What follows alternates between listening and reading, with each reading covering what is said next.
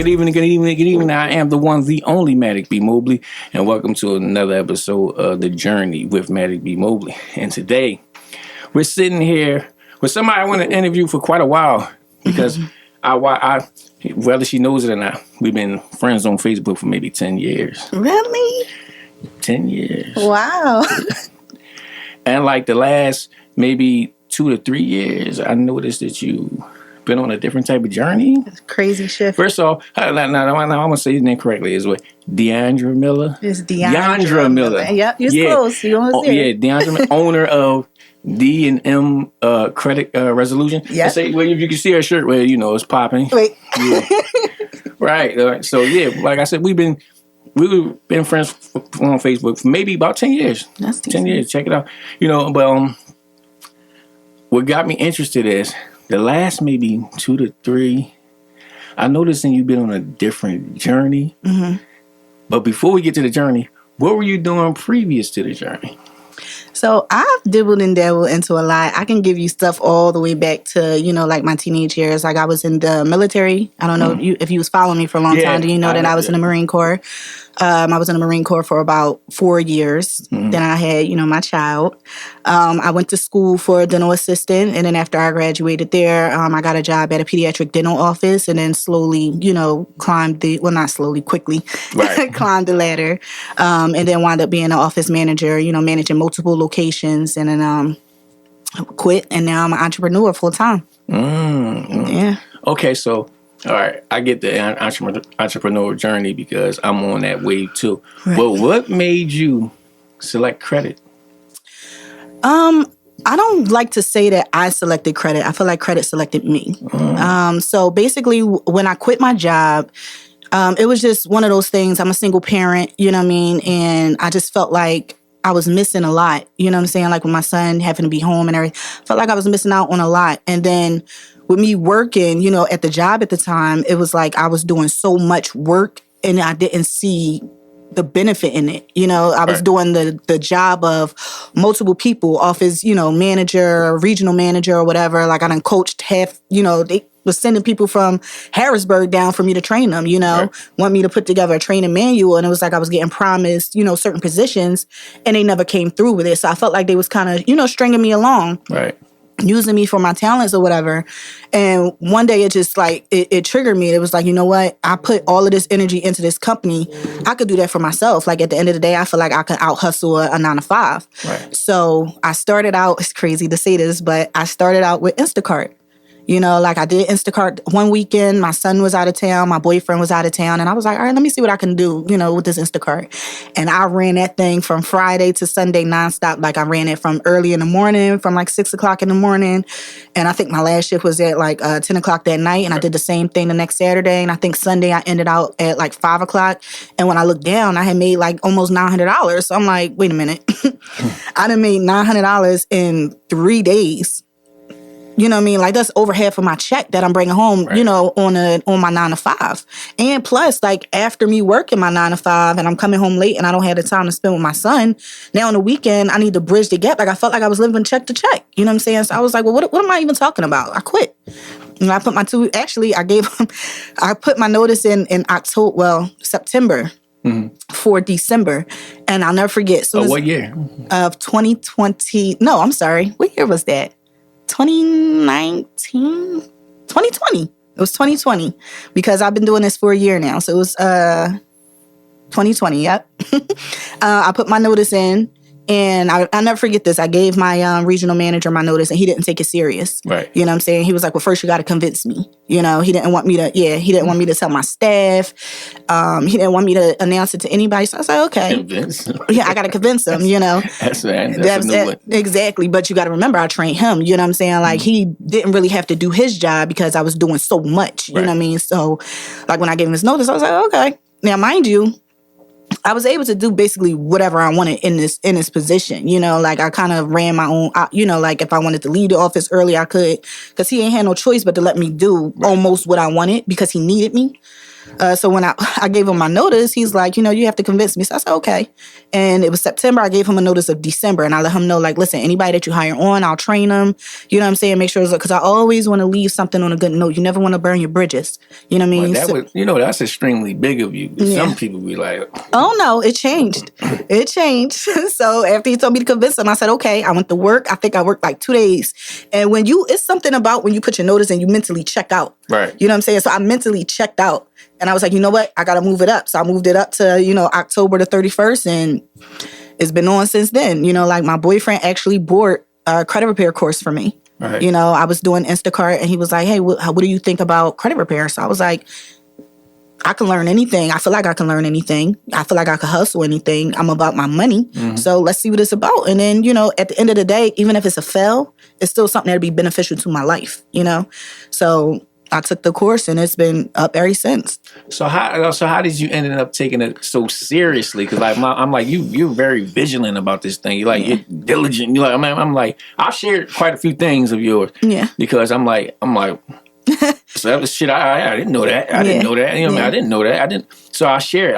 As a matter of fact, yesterday I even shared. I tagged a few people. I was like, it was something about. It's something I can't quite remember. It was like something that you get $1,000 because something that they did wrong. Yeah. Like, so basically underneath certain laws, you got the Fair Credit Reporting Act and like different acts and everything like that for consumer law. You know what I mean? And specific laws, like if the credit bureaus or anything like that violate you in any certain way, basically if they delete anything off your credit report anyway, it's a violation. Right. You know what I mean? But the moment that that violation is identified, you know what I'm saying, now they owe you. You know what I mean? And underneath those laws, your violations could be between $100 to $1,000. Right. You know what I'm saying? Like, so obviously we want to shoot high. We want to shoot as high as, and a lot of times they settle at that price. Sometimes they may, go a little bit lower, but at the end of the day, you just now got a deletion and they just paid you for that. Oh. You know what I'm saying? So that's something that I'm kind of been shifting on as of recently. So I'm kind of like sitting down, studying, trying to understand certain things. And it's mind-boggling to me. So it's funny about you saying you sitting down studying. You share a lot of like the things you're doing. Like you would literally be studying and like you'll make a video showing people that like I'm really about this. This Absolutely. is what I'm doing. Yeah, because at the end of the day, like anything that I'm going to put my hands on or anything that I touch, I take it serious. You know what I'm saying? Like I said, I quit my job for this. Like this is how I feed my son. Yeah. You know what I mean? So I take it very, very serious. And anytime I'm going to provide any type of service to anyone, like I want to do my due diligence first. Right. So it's all about bettering yourself. Like I can get this knowledge right here and just stay in this box. Mm-hmm. You know what I'm saying? But it's up to me to expand, you know what I mean? So I can always provide the best version of me, if that makes sense. You know what I'm saying? So, I started seeing some things about like consumer law and it piqued my interest. Actually, my boyfriend is a huge part of me. You know what I'm saying? In my entrepreneur, like you share him often too. I share him often. Like that's like we work hand in hand. You know what I'm saying? Like that's my partner. That's my rock right there. But you know what I'm saying? Like he kind of presented it to me, and for me, it's like a piece of me. Like I have a very strong understanding and a great gift with comprehension. I kind of feel like he should be in this interview. Yeah. I was going to bring him, but I think he had something else going on. But I could set that up for y'all next time because he has a lot to talk about as well. He has a lot to talk about. He's very knowledgeable. I got a feeling this definitely going to be a part two. But for sure. Carry on with that. Yeah, for sure. So I just I have a niche about picking things apart and understanding things. Like it's. That's just like a strong suit of mine, like where some people may have like strong suit in numbers and everything. That I have a strong suit in understanding, right? Certain things, comprehending certain things. You know what I mean? So when he brought it to me, I'm like, oh, this is interesting. Some people like puzzles. You know what I mean? I wasn't really like a puzzle person growing up, but me reading stuff, like I've always been interested in like Shakespeare and Edgar Allan Poe and stuff like that. Stuff that I can read and it puts my brain to work and I can piece stuff together like that. So that's what the USC, like the United States Code, is for me right now. So it's something that I'm definitely learning and I'm putting my all into it right now. Like I think I'm running on like 3 hours of sleep right now. Right. You know what I'm saying? Now, let me ask you this. Now, with that being said, I'm like, even though it's only been a year, but trials and tribulations come. You know what I'm saying? Has it ever been a day when you say, you know what, damn this, I'm just going to cut my losses and try something else? Absolutely. You know what I'm saying? Like I feel like it's natural. You know what I'm saying? Like sometimes you may doubt yourself. Sometimes you might, like it gets hard. Entrepreneurship in today's world right now, like, and people make it look so easy. And with a lot of my, like, because I'm mentoring now as well. Right. And what I like to tell a lot of my mentees is, like they try to like skip steps, like in their learning. And it's like, no, respect the process. You know what I'm saying? Like you have to respect the journey. You got to respect the game. You know what I mean? Like you can't start here and then skip here because then you missed everything in the middle. You know what I'm saying? So when it comes down to losses and everything like that, absolutely. I've taken some losses, but I don't look at it as a loss. Like I look at it as a learning experience. Right. And that's what I try to teach, you know what I'm saying, like my mentees. So this is another question I had. It's like how do we're dealing with credit, right? Mm-hmm. It's like the probably the hardest thing to do is to get people to buy in. So like, what do you do to get people to buy in? What do I do to get people to buy in? Because I'll tell you how I bought in, but you go first. So for me, I like to be myself. You know what I'm saying? Like I like to show real aspects of me. Like if you go onto my page, you might see, you know what I'm saying, like me dancing or laughing, or I might. That's what sold me. I'm like, you made it seem like you were enjoying yourself and what you were doing. Like you do a lot of silly things on there. If you don't follow her, you should. And I'm saying before this is over, I'll make sure she see her Instagram. But that's what sold me. I'm like it seemed like you enjoy what you're doing, and I'm like, hold on, because you were originally supposed to do my LLC, but my sister fought tooth and nail to do this shit. So I let her go ahead. You know I remember that. That's crazy. So then I'm like, so down the line, I got tied up in a few things, but then like recently, I became one of your clients because I'm like, I really watch you because I'm like, you really like, I only pay attention to people that's doing stuff. Yeah. Like if you're doing silly TikTok shit all day long and it's not, and you don't have no substance. Yeah. I don't want to, what I mean? I want to see the people that's doing stuff. Absolutely. Because I like to do stuff. Right. So that's what sold me. I'm like, and my sister that did my LLC, she reached just today. I'll show you the text offline. But she said, yo, bro, I'm trying to get my credit together. Well, you know somebody? Only name I knew. Right. I'm gonna write to you, and I appreciate that. On one of your posts. If one of your posts, I tagged her on it, so she can, so she can contact you. Absolutely. But I'm extremely confident in what you do because you make it seem fun. It's good energy, like you know what I mean. So anybody that's gonna see this interview, they'll I would hope they will be smart enough to go to your page and just check out what you're doing and see like you're a real person. I am. You know what I'm saying? And you really are out there working. Yeah. So like again, I cut you off. Now, what you were saying now, how you get people to buy in?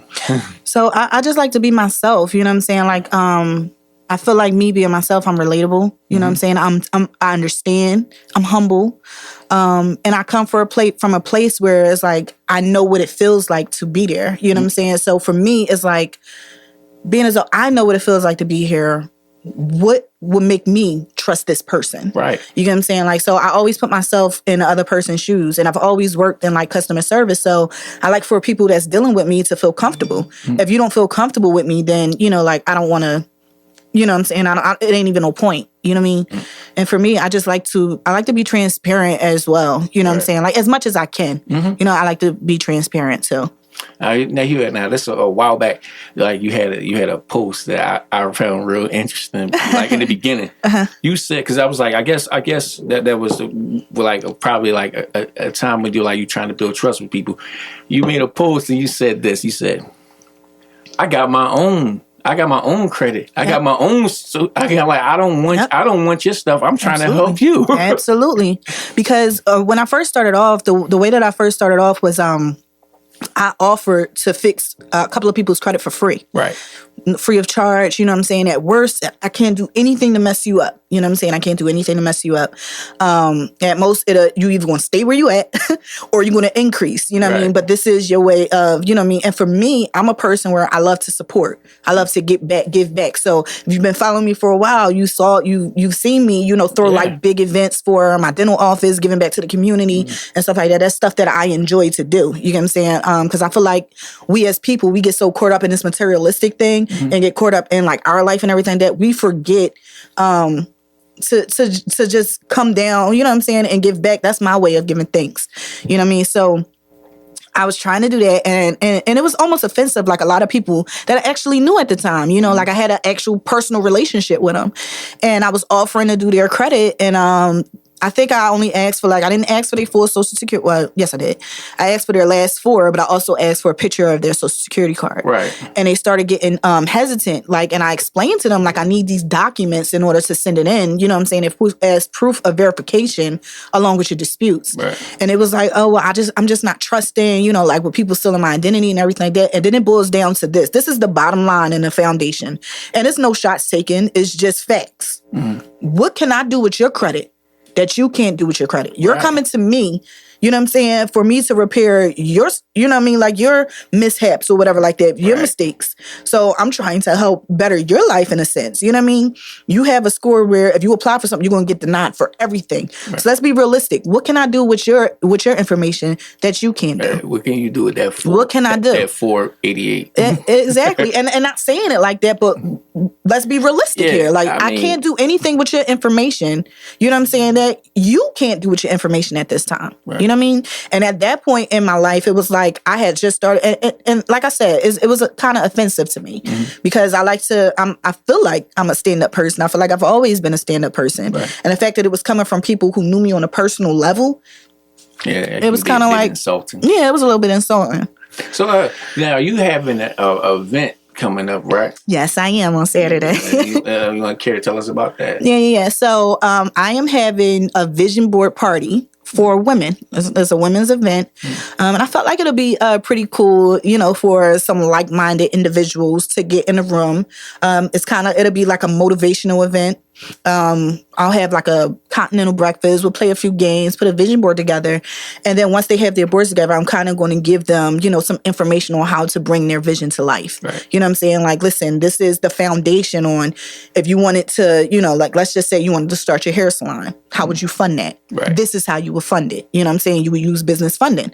How would you get to business funding? You got to have a good, credit score. And it's not only about the credit score. You know what I mean? You also need strength in your credit report. Right. Because people get that confused. You know what I'm saying? Yes, you can have a good credit score, but you could be sitting at a 717 credit score, or let's just say a 750, but then when they go to pull your credit report and now they're looking at your credit report, you got old closed accounts on there that may be charged off for old collection, this, that, and the third. So guess what? Now they either one, they may not approve you, or if they do approve you, you're not going to get a high limit. Right. You know what I mean? So what I like to tell people is your score is always going to fluctuate. Even when you apply for something, if you apply for something, you get that hard inquiry, your score is going to drop. You know what I'm saying? As soon as you make that first payment, your score is going to go right back up. Your score always fluctuates. So I tell them your score is important, but your report is more important than your score because that sticks. So I like to use the analogy of when we were younger, we all got our report cards. You know, you got your A's, your B's, and your C's. You know what I'm saying? But then you could be a straight A student, but then you know that little portion at the bottom where the teacher left their comments. Diondra is very talkative, the class clown, and standing third. That matters. You know what I'm saying? Because now stop you from getting into Ivy League university. Absolutely. she fights a lot and this, that, and third. But wait, she might be a problem child. We don't want that. Right. You know what I'm saying? And that's basically what the report is for. You know, when you go applying, it gives them a picture of who you are. You know what I mean? Because you can miss a lot of payments. You can have a collection. You know what I'm saying? And your score can plummet. You know what I mean? Mm-hmm. But then as soon as you start making them payments on time, every single month, your score gonna go up, go up, go up. You know what I mean? So that's basically what I like to explain, and that's what I'm going to try to explain and get across to these women that's coming in on Saturday. All right, ladies, I need to follow this lady. I'm telling you, you're going to learn some shit. Yeah, but, well, and you also have other things going on. I saw about the car and so forth. Yeah. Listen, this your time. Just to let them know what you got going on. Yeah, so I have I actually have a fleet of cars, that I rent on Turo. And it's bigger than Turo, you know what I'm saying? Like, you're going to do your private rentals. There's other platforms that people don't talk about. Everybody only hear Turo, right? Mm-hmm. But you got like Hire Car, you got, Get Around. There's so many different, car sharing apps right now. They even have like the rental car dealers or whatever, that you can actually, they have like a share program with them too, like Enterprise and all of them. They have like a share program with them. And essentially all you do is, like you have your vehicle, you post it on platforms and you offer it for other people to drive, whether they're coming in from out of town and they just need a vehicle, or if they are in between cars, you know what I'm saying? Right now, all of the car dealers have a car shortage. So I actually have a 2022 K5, and this young lady, she rented my car from August until December. She had it for 3 months. Damn. You know what I'm saying? Like, and she literally paid like 6 months worth of car note on this vehicle. You know what I'm saying? Just because she had it that long. And her issue was that she was in between cars. She just bought a car, but the dealer, due to COVID, was having issues getting the car over. You know what I mean? So while she was waiting, and she fell in love with the car. So I have that going on. I have the credit repair company going. I'm kicking off mentorship, so I'm trying to grow that, because I'm slowly trying to branch away from credit repair. And I feel like it's more beneficial to teach people how to do their own, credit repair. Right. That way, because you find yourself, like, when you're in credit repair and you don't understand it, you mismanage your money, and now you're back in credit repair. Right. It makes more sense just for you to learn, and do it yourself. I also have a few Airbnbs. So I'm trying to. That. Yeah. So I have 2 right now. I'm actually trying to expand out of town.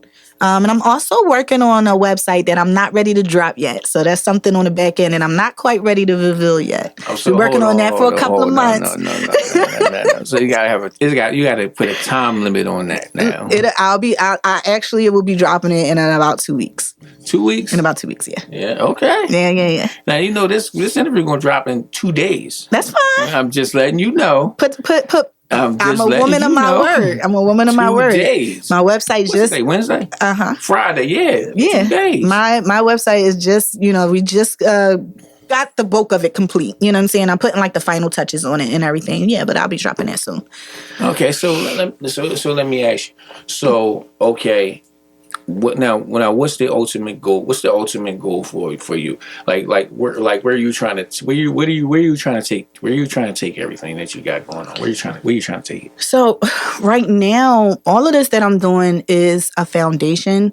I would like to, I don't want to call it a family, but I would like to grow a networking group, where it's just like a lot of us just, like working together and building together. I feel like that's something that is like next to none in the Black community and everything like that. So I want to try to teach as many people as possible, just my way of giving back and everything like that. But my ultimate goal is I actually want a full service salon. And that's actually outside of everything that I'm doing. And of course, I will keep everything that I have going on now.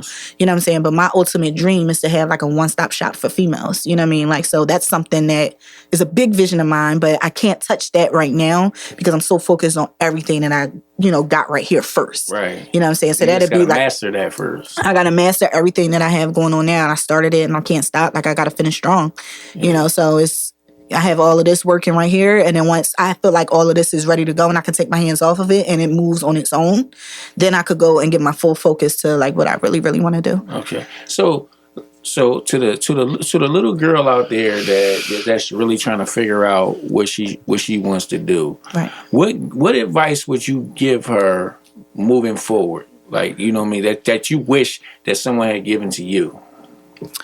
Believe in yourself. You know what I'm saying? Like, I've had a lot of things that I wanted to do as a child, and like growing up.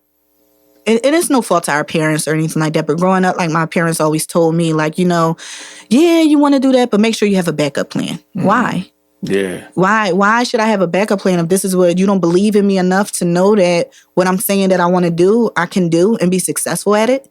You know what I mean? So I would say believe in yourself first, keep God first, believe in yourself second. Okay. You know what I'm saying? Believe in yourself second.